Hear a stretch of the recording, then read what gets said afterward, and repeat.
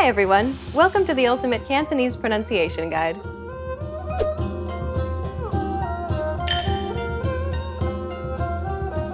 In this lesson, you'll learn the top 5 Cantonese pronunciation mistakes to avoid.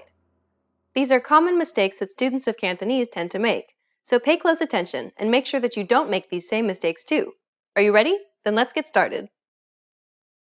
Number 1. Using the wrong tones. Most learners are not familiar with tonal languages like Cantonese. The meaning of a word can change if the pitch is changed, even if the pronunciation is the same. For people who do not speak a tonal language, some tones may sound nearly identical to them. This problem of perception is perhaps the most difficult part of learning a tonal language like Cantonese.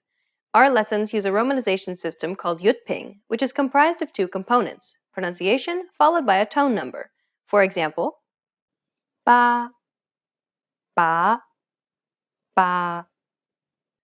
As you can see, changing the pitch pattern, otherwise known as the tone, can have a huge impact on meaning.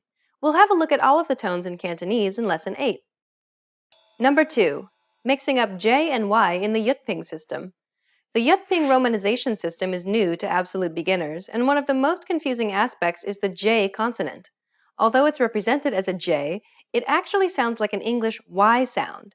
So whenever you see the letter J in yutping, remember that it's pronounced as a Y sound.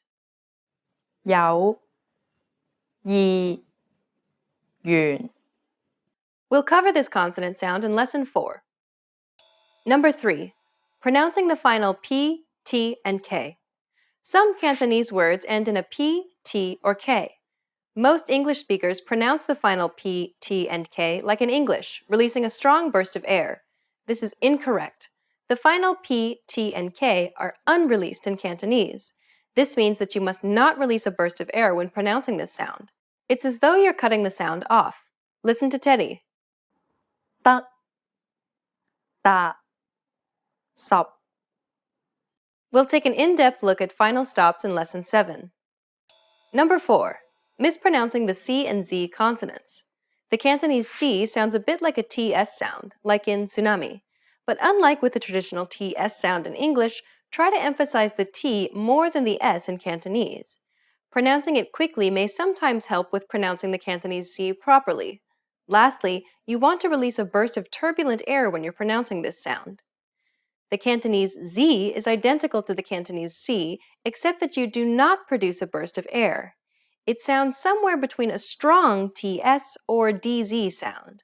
Compare the sounds and listen to the differences.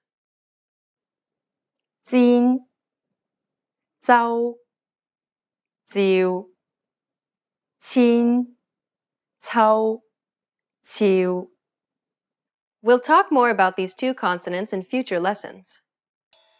Number 5. Confusing the N and L sounds in Cantonese. Learning a new language is stressful, especially when people start pronouncing words differently from what you expect or from what you've learned.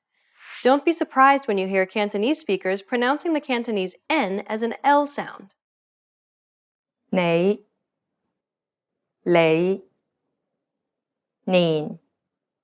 年老老 A similar case exists for the NG sound in Cantonese, except that this sound is sometimes omitted altogether.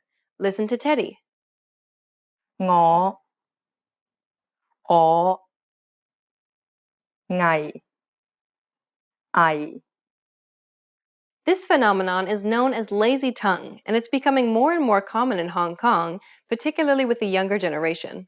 This manner of speaking, however, is generally frowned upon. Stick with the Cantonese that you've learned. You'll still be able to communicate with everyone, even the younger crowd, so don't concern yourself with it too much.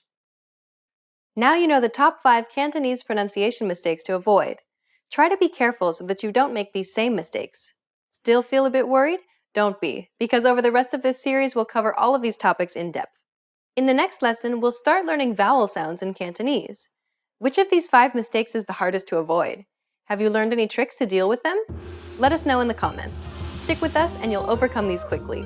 See you in the next Ultimate Cantonese Pronunciation Guide lesson.